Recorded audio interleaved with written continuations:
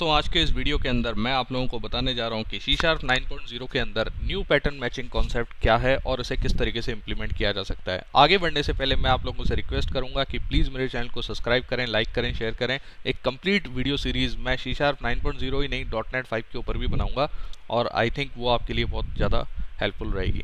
तो गाइज़, हम लोग आगे बढ़ते हैं। सबसे पहले समझते हैं कि पैटर्न मैचिंग होती क्या है। तो सबसे पहले हम बात करते हैं कि पैटर्न मैचिंग है क्या। तो checks if a value has a certain shape. कहने का मतलब ये हुआ कि आप पहले हम इस ऑपरेटर का यूज़ करते थे, जो इस कीवर्ड बोल सकते हैं, ऑपरेटर बोल सकते हैं। इस कीवर्ड या ऑपरेटर का पर्पस जो हुआ था वो सर्टेन टाइप के ऑब्जेक्ट को आइडेंटिफाई करता था कि ये ऑब्जेक्ट इससे बिलोंग करता है या नहीं करता है। तो C# 9.0 ने आपको कुछ रिलेशनल पैटर्न्स भी आपको यहाँ प्रोवाइड करा है, जिनसे आप कंपैरिजन करा सकते हैं ऑब्जेक्ट का। आप यहाँ देख सकते हैं less than equal, greater than, less than equal to, greater than equal to, not, and, और एट्सेट्रा।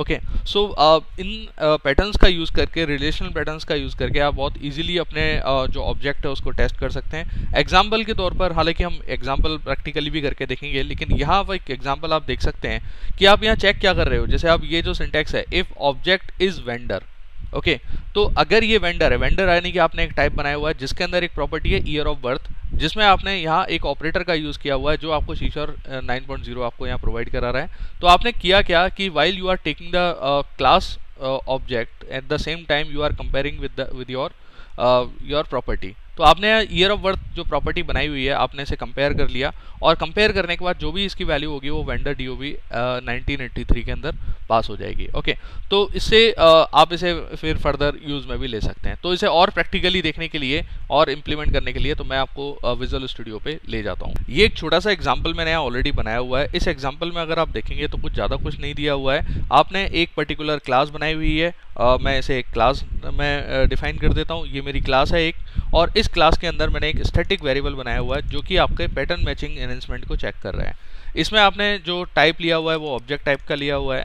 अब इसमें देखिए ये जो स्टेटमेंट है, यानी कि ये जो लाइन ऑफ स्टेटमेंट है, ये बेसिकली आपके C# 9.0 के जो पैटर्न मैचिंग के कॉन्सेप्ट को इंट्रोड्यूस कर रहा है। आप यहाँ जाके क्या चेक कर रहे हो कि कैरेक्टर इज, यानी कि इससे हम ये चेक करते हैं इट विल रिटर्न ट्रू और फॉल्स वैल्यू, कि अगर ये जो है आपका, उसमें आपने रिलेशनल ऑपरेटर्स का यूज़ किया हुआ है। तो यानी कि इस कैरेक्टर को आप कंपेयर कर रहे हैं, if it is greater than small a and smaller than equal to z। ठीक है, एक तो आपने कंडीशन को चेक कर लिया। और अब देखिए यहाँ क्या हुआ, ये जो आपके पैरेंथेसिस यहाँ लगे हुए हैं, हालांकि ये ऑप्शनल होते हैं, आपको लगाने की ऐसा कोई ज़रूरत नहीं है, बट प्रेसिडेंस को दिखाने के लिए आप इसे इस तरीके से शो कर सकते हैं। ध्यान रखिएगा, एंड की जो प्रेसिडेंस होती है वो हमेशा और से ज़्यादा होती है। तो कहने का मतलब ये हुआ कि ये जो स्टेटमेंट होगा ये पहले एग्जीक्यूट होगा, फिर आपने ये सेकंड स्टेटमेंट देखा। इस सेकंड स्टेटमेंट के अंदर भी आपने ये चीज़ चेक करी है कि अगर ये कैपिटल A से बड़ा है या बराबर है, या फिर कैपिटल Z से स्मॉलर देन है या इक्वल है। ओके, और साथ के साथ आप यहाँ नॉट का भी यूज़ कर रहे हैं, तो नॉट में आप ये भी चेक कर रहे हो कि ये डिजिट नहीं है। तो ओवरऑल आप इस कैरेक्टर को देखना चाह रहे हैं कि ये डिजिट है या नहीं है। ठीक है, वो कैरेक्टर ही होना चाहिए और वो इसी रेंज से बिलोंग करना चाहिए। ठीक है, कोई स्पेशल कैरेक्टर्स वगैरह का आप यूज़ नहीं कर सकते। तो आपने किया क्या, यहाँ पर आपने ये चेक किया, तो ये पर्टिकुलर जो इस ऑपरेटर होगा इन रिलेशनल ऑपरेटर्स का यूज़ करके यहाँ ट्रू या फॉल्स वैल्यू को रिटर्न करेगा। अगर मैं यहाँ A वैल्यू पास करता हूँ तो A वैल्यू आपके इस कंडीशन से मैच हो जाती है, तो ये यहाँ ट्रू रिटर्न करेगा, तो इस लेटर में आपको ट्रू मिलेगा। ओके, अगर मैं ऐसे एग्जीक्यूट करता हूँ तो इसके अलावा अगर आप कोई भी न्यूमेरिक वैल्यू यहाँ पास करेंगे तो उस कंडीशन में वो चेक नहीं होगा, यानी कि वो उसे एज ए फॉल्स कंसीडर करेगा। तो आप यहाँ स्टेटमेंट में देख सकते हैं कि you are getting the true state value.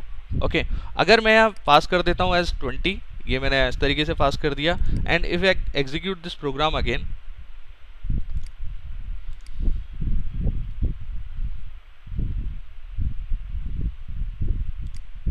My mistake, मैं जस्ट 20 पास कर देता हूँ। इफ आई पास 20, तो आप देखें यहाँ आपने एक डिजिट को पास किया है, in that case you are getting the false value. So guys, ये आपके पैटर्न मैचिंग यानी C# 9.0 के अंदर इंट्रोड्यूस एक नया फीचर है जिसको मैंने आपको यहाँ बताया। अगर आपको मेरा वीडियो पसंद आया हो तो प्लीज़ लाइक एंड शेयर जरूर कर लें, जिससे आगे आपको फर्दर जो वीडियोज़ हैं मेरे, उनके नोटिफिकेशन भी इजीली मिलते जाएं। Thank you very much.